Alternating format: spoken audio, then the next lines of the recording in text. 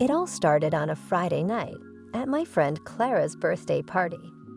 Clara and I had known each other since middle school, an era marked by braces and bad haircuts, where we navigated the treacherous waters of adolescence together.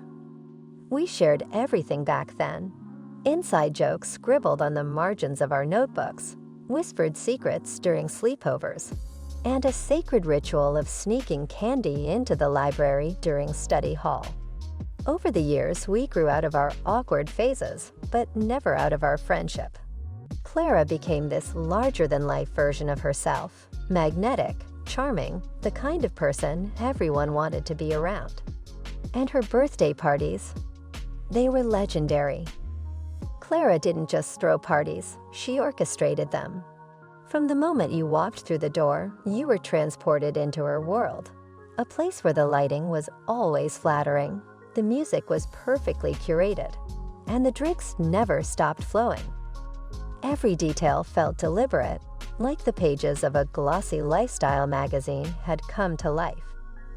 There were always surprises too, like the time she hired a jazz trio to play in her living room, or the year she had a sushi chef rolling fresh pieces for the guests. People didn't just attend Clara's parties, they talked about them for weeks afterward. This year, though, I wanted the night to be memorable for an entirely different reason. As I stood in my apartment, surveying the chaos of my closet, I could feel the familiar buzz of anticipation mixed with a sharp undercurrent of nerves. I wasn't going to let this party slip by like the others, spent laughing with friends and stealing glances at someone I found attractive, only to leave without ever making a move. No, this time I was determined to take control. I wanted to meet someone. No, scratch that. I wanted to pick up a guy. Bold, direct, unapologetic. No more shy smiles or hoping someone would strike up a conversation. Tonight, I was going to step into the role of the woman I always admired in romantic comedies, the one who walked into a room and turned heads, who owed her confidence like it was her birthright. Of course, deciding to be that woman was one thing, actually being her was another. The afternoon became a blur of indecision as I tried on outfit after outfit. My bedroom turned into a war zone, the bed and floor covered with rejected tops, skirts, and dresses that didn't quite fit the vision I had in my mind. I wanted to look sexy, but not too obvious, bold but not intimidating, approachable but not plain. It felt like an impossible puzzle, one that I was determined to solve before the night began. Finally, after what felt like hours of deliberation, I landed on the dress. It was black and sleek, the kind of dress that hugged my curves just right, making me feel both powerful and feminine. The plunging neckline bordered on daring, but stopped short of scandalous, striking a balance that felt exactly right for the night ahead. As I slipped into the dress and zipped it up, I caught a glimpse of myself in the mirror.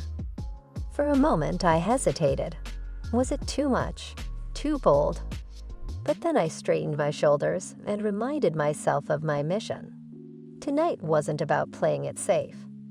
I carried the dress with a pair of heels that I rarely wore but always loved. They added just enough height to make me feel like I was standing taller, literally and metaphorically. There was something transformative about the way they clicked against the floor, a sound that made me feel like I was stepping into a role I'd been rehearsing for my entire life. The final touch was my perfume, a warm, spicy scent with a hint of vanilla that I had chosen deliberately.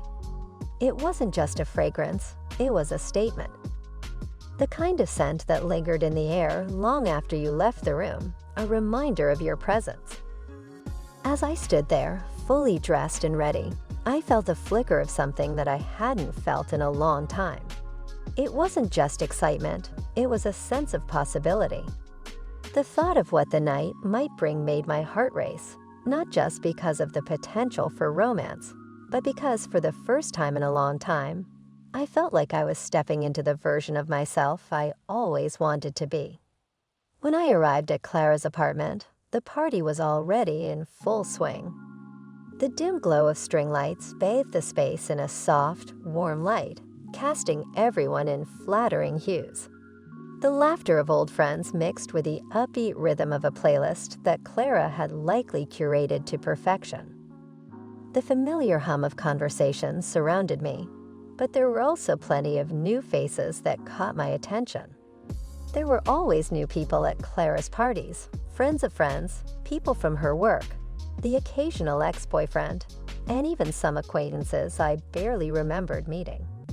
It was never hard to find someone to talk to, which was exactly what I liked about these parties. I scanned the room, looking for Clara to say my hellos in hand over her birthday gift.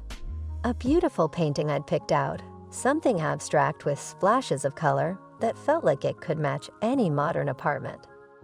I found her by the drinks table, laughing with a group of people, her bright blonde hair easily visible among the crowd. "Oh my God, I love this," Clara said as I handed her the wrapped gift, her voice rising with genuine excitement. She threw her arms around me in a tight hug, and I felt a sudden rush of warmth.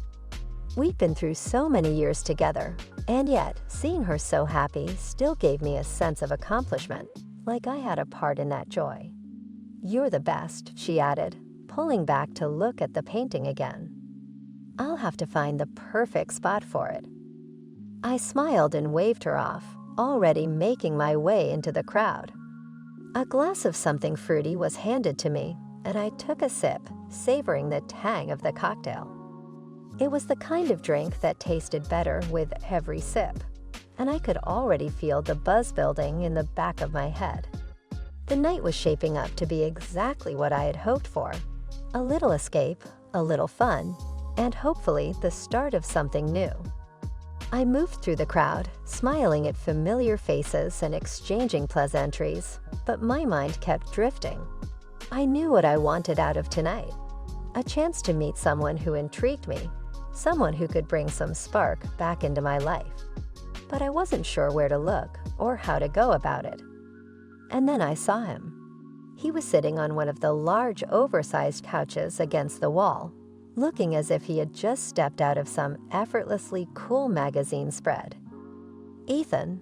The moment my gaze fell on him, I felt a strange pull, like a magnet drawing me in. He was tall, his lean frame casually relaxed, but his presence in the room was undeniable.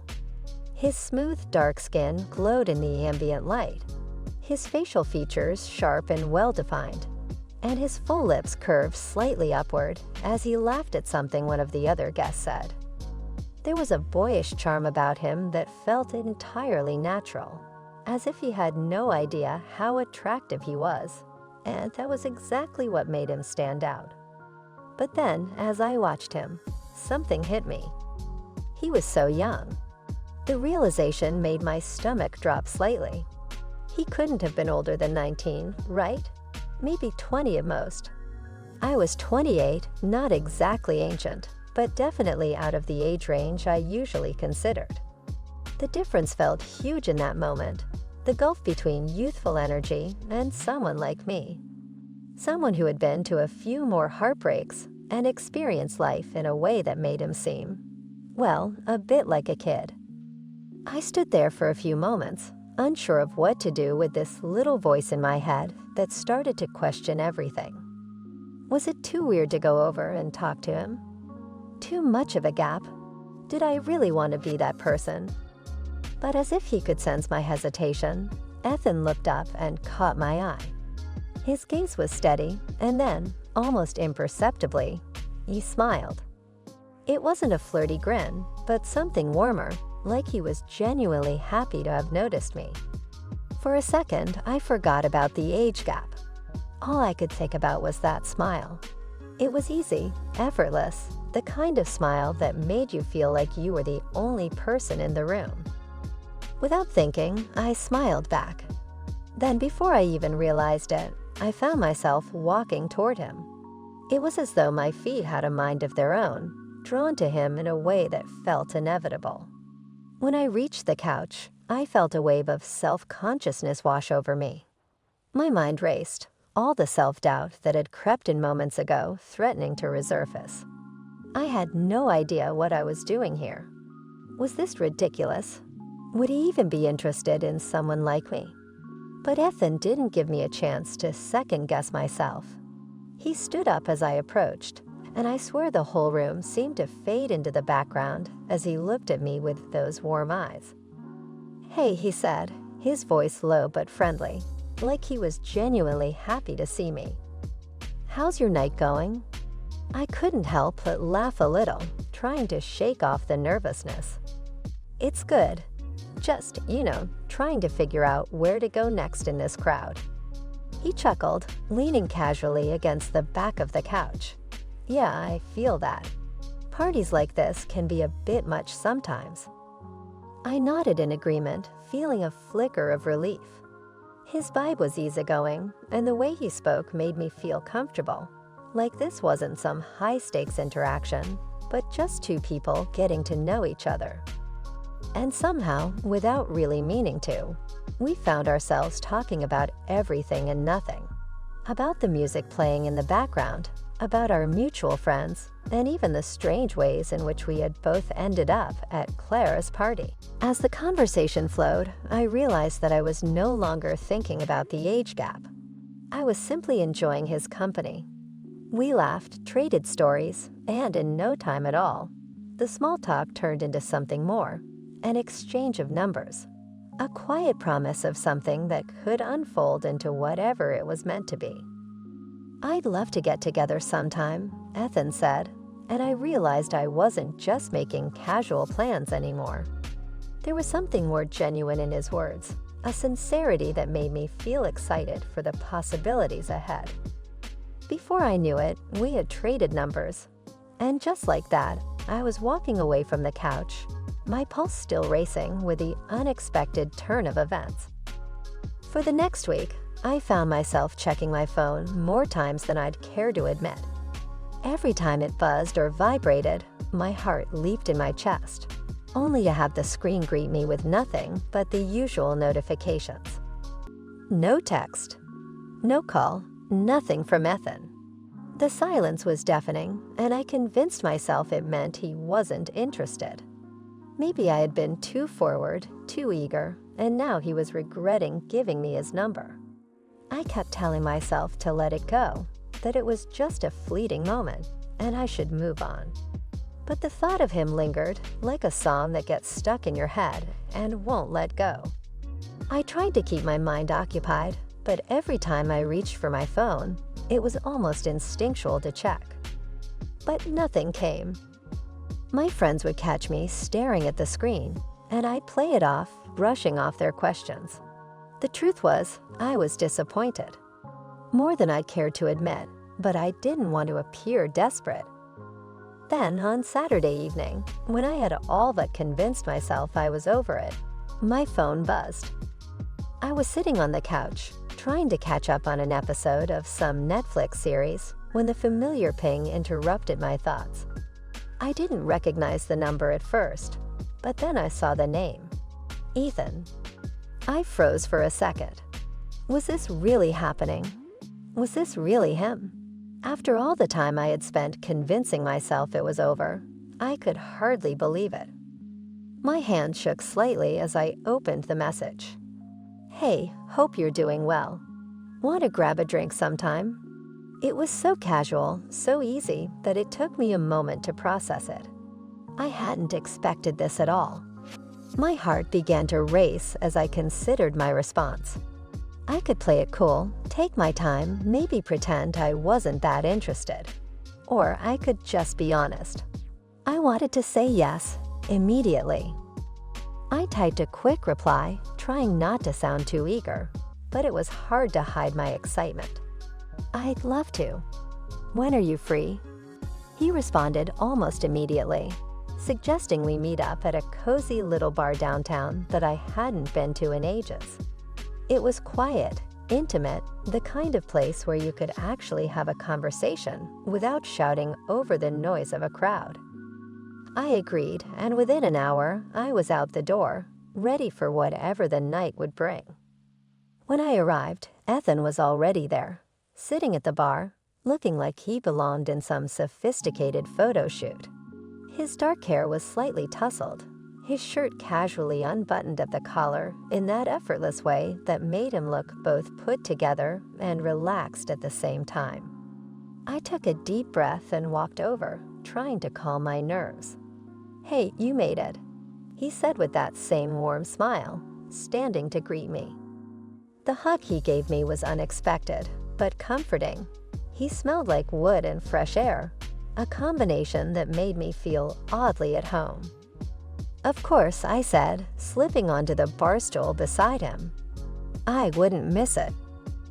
We ordered drinks and fell into easy conversation.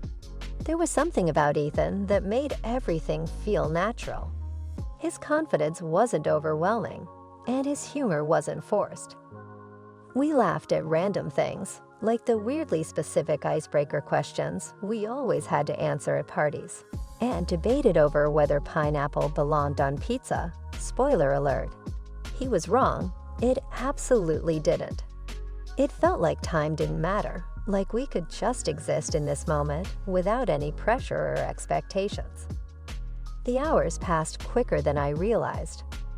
We didn't talk about anything heavy, no talk of jobs, no awkward discussions about personal life. Instead, we just shared silly anecdotes, swapped movie recommendations, and talked about anything that made us laugh. It was so easy to be around him, so easy to forget about the nagging doubts I'd had just a week before. And then, without warning, he asked me something I didn't expect. "Do you want to dance?" My heart skipped a beat. I wasn't a dancer, never had been. I had 2 left feet when it came to moving to music. But the way he asked, with that glint of mischief in his eyes, made me want to say yes. There was something about him, the way he made everything feel so effortless, so natural, that I couldn't say no. I hesitated for just a second, but then I stood up, brushing off the initial wave of nerves. "Sure," I said, trying to sound more confident than I felt. The bar had a small dance floor, just enough room for a handful of couples to sway to the music. Ethan took my hand, leading me onto the floor. As soon as the music surrounded us, the rest of the world seemed to fade into the background. There were no thoughts of judgment, no awkwardness, just the sound of a slow song, the beat matching the rhythm of my heart. We moved together, slowly, effortlessly. He was close enough for me to feel the warmth of his body, the smoothness of his touch as he guided me, but not so close that it felt overwhelming. I didn't know what I was doing, but I didn't care. With every step, I felt more comfortable, more in tune with him. His hands on my waist, the gentle touch of his fingertips on my back, it all felt like I was exactly where I was supposed to be. And then, as if everything had led to this moment, he kissed me. It was soft at first, tentative, like he was testing the waters. But it wasn't long before the kiss deepened, and all the doubts I had once harbored melted away. The feeling of his lips on mine sent a wave of warmth through my entire body, and I found myself pulling him closer, my hands finding their way to his neck. The kiss was intoxicating, sweet and lingering, with just enough pressure to make my pulse race. I didn't want to stop. His hands shifted, moving lower, finding their place at my waist, and then my back, pulling me even closer to him. Everything faded into the background, the music, the bar, the people. It was just us. And in that moment, I wasn't thinking about how old he was or whether this was moving too fast. All I could think about was how perfect it felt to be here, in his arms, with everything else falling away. The night had taken an unexpected turn.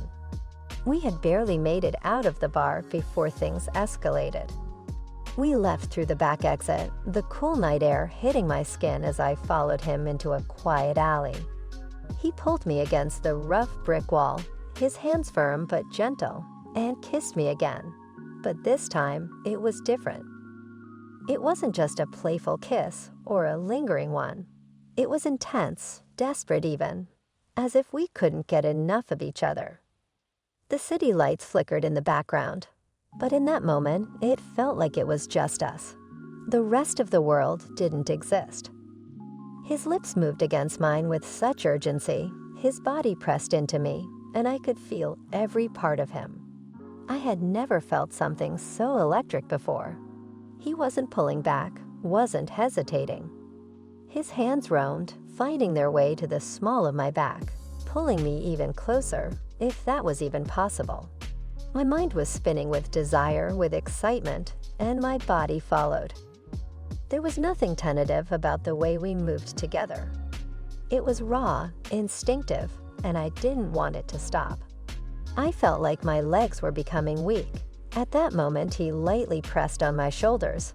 I dropped to my knees, slightly caught my breath, and got ready. I began to do what he wanted.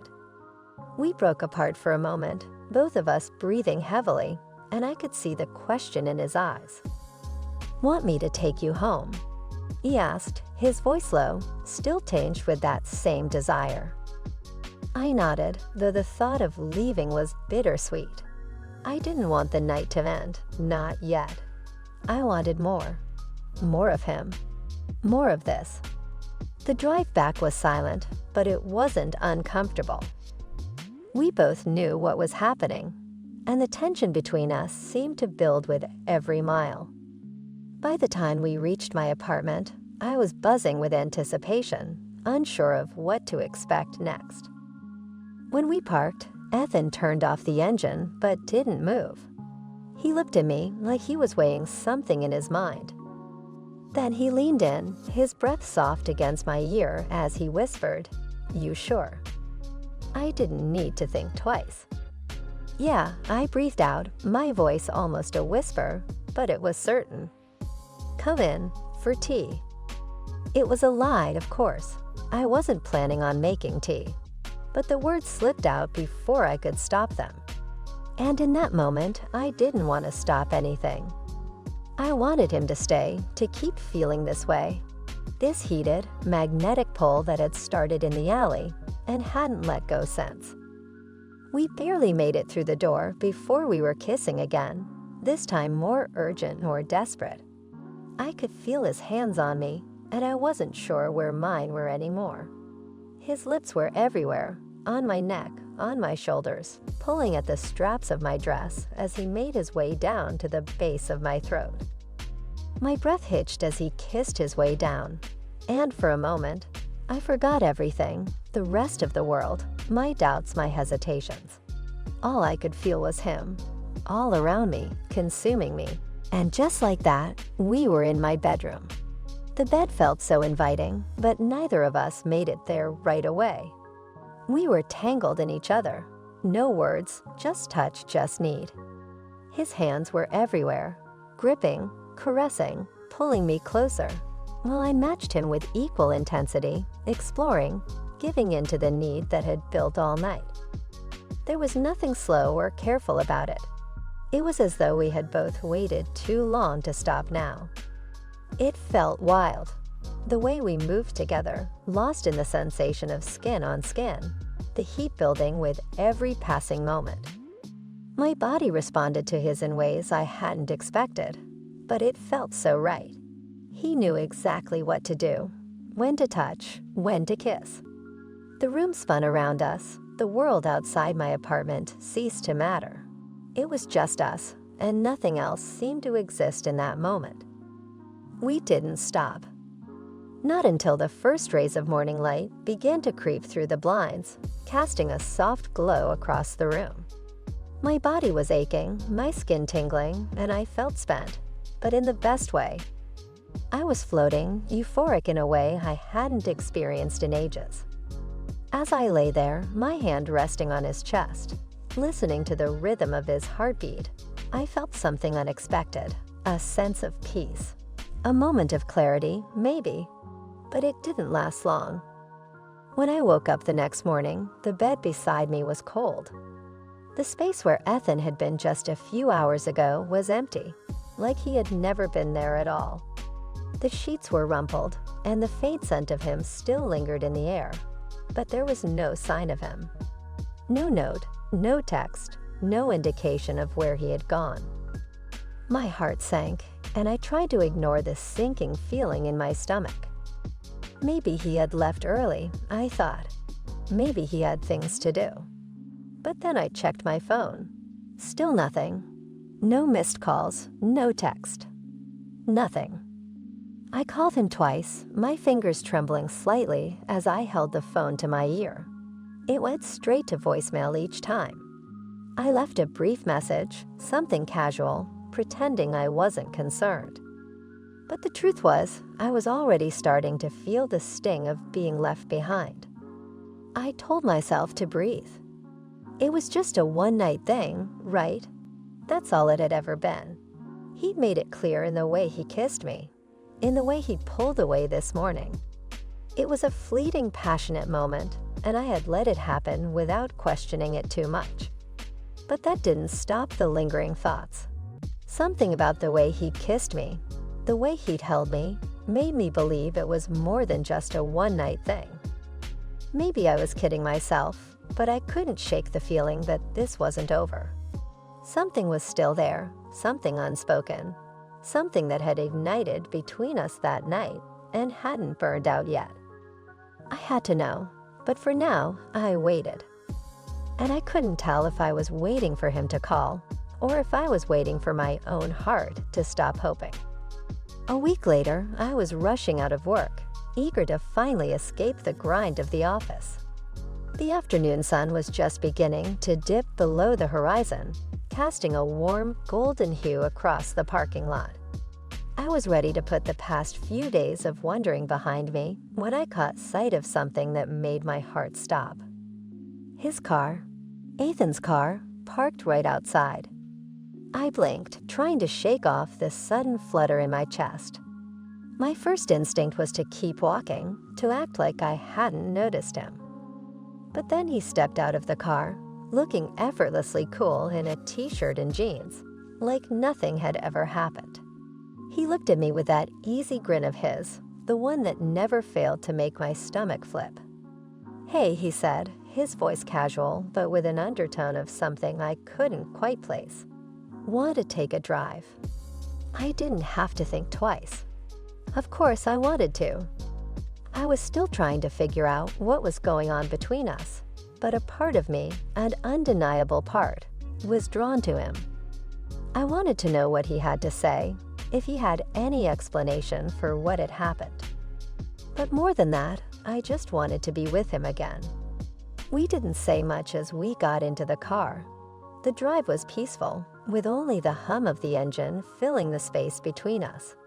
Ethan didn't seem nervous or awkward, as if the week apart hadn't left any tension in the air. His presence felt comfortable, like a second skin, familiar and easy. It was the kind of drive that made you feel like you were escaping from everything, like the world had narrowed down to just the two of us.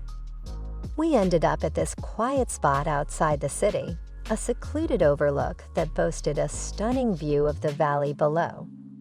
The city lights twinkled far off in the distance, but here, in this peaceful place, it was just us. The air was crisp and smelled of fresh grass, and the only sound was the wind rustling through the trees. I felt like I could breathe again, like the weight of the past week, the uncertainty, the silence, had been lifted for just a moment. Ethan turned to me, his expression softening as he took my hand. "I'm sorry about the way I left. I just didn't know how to handle things. Didn't know what I was doing. I wasn't sure what to say." I was still a little hurt, still trying to figure out what he wanted. But instead of asking, I just kissed him. It was like everything that had been building between us, the passion, the confusion, came to a head in that moment. His lips on mine were soft at first, hesitant, as if we were both figuring out where we stood. But then the tension broke, and it was like everything fell into place. His kiss deepened, and I followed his lead, wrapping my arms around him, pulling him closer. I felt how much he wanted me, how hot he was. My body trembled from his pressure. We spent the next couple of hours there, just kissing and enjoying each other's company. For the first time since that wild night together, it felt like things were normal. Like we could just be two people, sitting side by side, no expectations, no complications. For a moment, it was like we were in a bubble, completely shut off from the rest of the world. The next day, he invited me over to his place. I had no idea what to expect. His sudden invitation felt like another unexpected twist in this already whirlwind of a relationship. I showed up a little nervous, unsure of what kind of atmosphere I was walking into. But when I stepped through the door, I was completely taken aback. The room was dimly lit by candles, casting soft shadows on the walls.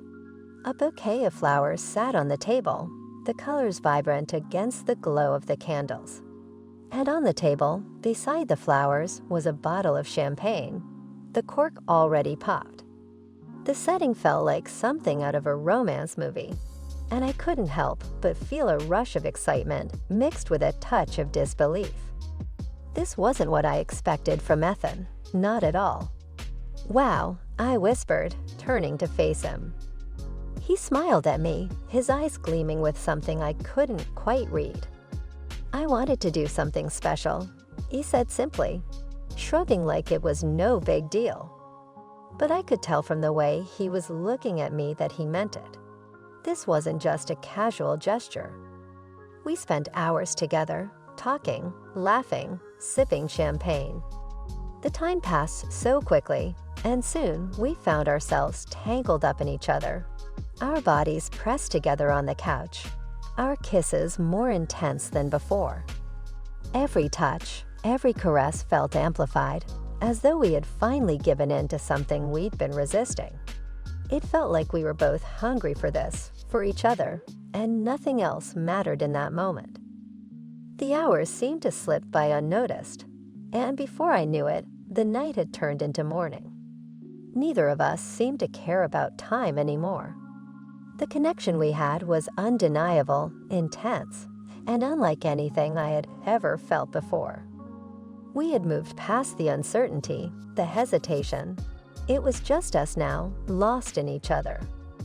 And that's how it all started, unexpected, intense, and honestly, a little messy.